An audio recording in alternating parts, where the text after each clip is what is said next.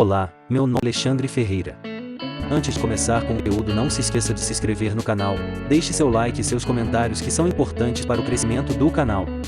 Este artigo é apenas informativo, não constitui recomendação de investimento e nem pretende incentivar a compra das ações mencionadas. Lembre-se que toda empresa deve ser analisada por diversos pontos de vista e investir no mercado de renda variável sempre implica em riscos. Oi espera fim de recuperação judicial após pagar R$ 15 bilhões em dívida só em 2022. Depois de 6 anos, a Oi está prestes a sair da recuperação judicial. Só neste ano, a empresa pagou o equivalente a R$ 15 bilhões em compromissos financeiros. Os desembolsos foram possíveis depois da concretização das vendas da operação de telefonia móvel e do controle da infraestrutura de fibra, que deu origem à V.tal. Em entrevista, o CEO da empresa, Rodrigo Abreu, conta que a companhia quitou todas as dívidas novas que foram feitas dentro do processo judicial, para seguir com investimentos durante esse período, e fez também a maior amortização dos vencimentos que carregava antes da reestruturação, em cerca de R$ 4,5 bilhões devidos ao BNDES. Ganhamos o direito de virar a página e realmente começar uma vida nova, afirma Abreu. Tenho dito isso internamente, porque realmente começa agora o trabalho totalmente focado nessa nova Oi, diz, lembrando que o negócio deixou de ser uma operação de telecom para ser uma empresa de serviços digitais, de forma mais abrangente. E que há ainda muito por fazer nesse futuro. A Oi terminou dezembro de 2021 com cerca de R$ 35 bilhões de dívida bruta.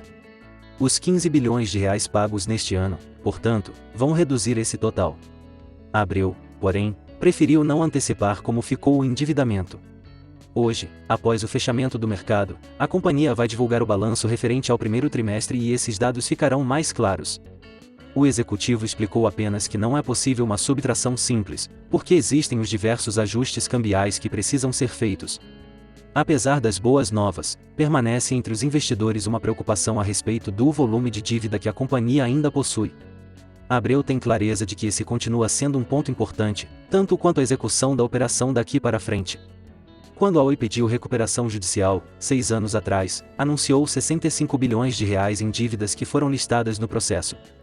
Há muita gente que erroneamente afirma que os compromissos, portanto, não caíram sequer à metade. Mas o que esses investidores esquecem é que mais de 50% da dívida da empresa, na época, era em moeda estrangeira. Ao câmbio atual, os vencimentos daquele momento seriam equivalentes a aproximadamente R$ 85 bilhões. Essa seria a fotografia pré-recuperação judicial da Oi.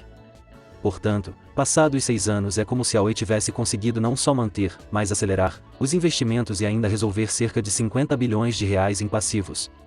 Esses não são números exatos, mas dão uma ordem de grandeza melhor para se ter em mente antes de juízos apressados. Agora, mais leve, focada em serviços digitais e não mais em construir infraestrutura, os investimentos da Oi vão diminuir consideravelmente. Nos últimos 2 anos, especialmente para acelerar a cobertura de fibra, a Oi investiu entre R$ 7 bilhões e R$ 8 bilhões por ano.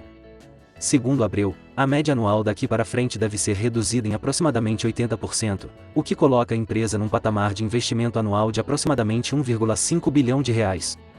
Temos finalmente a perspectiva de sermos geradores de caixa num horizonte de médio prazo, diz ele, explicando que isso significa dentro de aproximadamente 2 anos. Além disso, o trunfo da empresa para enfrentar a questão do endividamento é a participação minoritária na V.tal, que após os ajustes finais do contrato ficou em pouco menos de 35%. O plano é que a V.tal passe por uma abertura de capital, o que permitirá que a Oi monetize esse ativo e, com isso, melhore sua estrutura de capital. Abreu, na entrevista, voltou a frisar que a escolha por se manter acionista tem relação com a expectativa de uma maior utilização da rede de fibra, do que se ela ficasse dentro da Oi e o investimento tivesse de ser remunerado apenas pelo próprio uso interno. Como uma empresa de rede neutra, a V.tal venderá o acesso à sua infraestrutura a diversas outras companhias, além da própria Oi, que é o contrato âncora do negócio. No nascimento, a V.tal estreia com uma avaliação da ordem de R$ 20 bilhões. A crença é que o negócio pode até dobrar de valor nos próximos anos. Uma nova gigante na B3. Para quem acreditava que a Oi havia sido fatiada na recuperação judicial e tinha dúvidas sobre o que restaria, é bom que se diga que a empresa renasce como um negócio com receita anual de R$ 10 bilhões. Não é futuro, isso é já, enfatiza Abreu. A expectativa é que a companhia tenha uma margem EBITDA da ordem de 20%.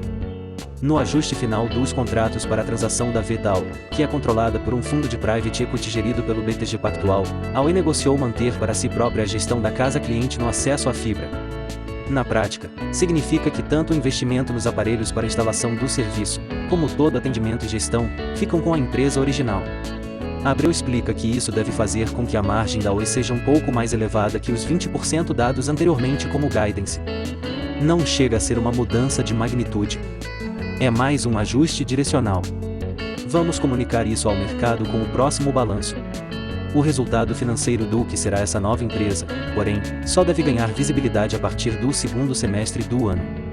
Isso porque a transação de venda da operação celular foi concluída, financeiramente, realmente apenas em abril e a venda da fibra, neste mês.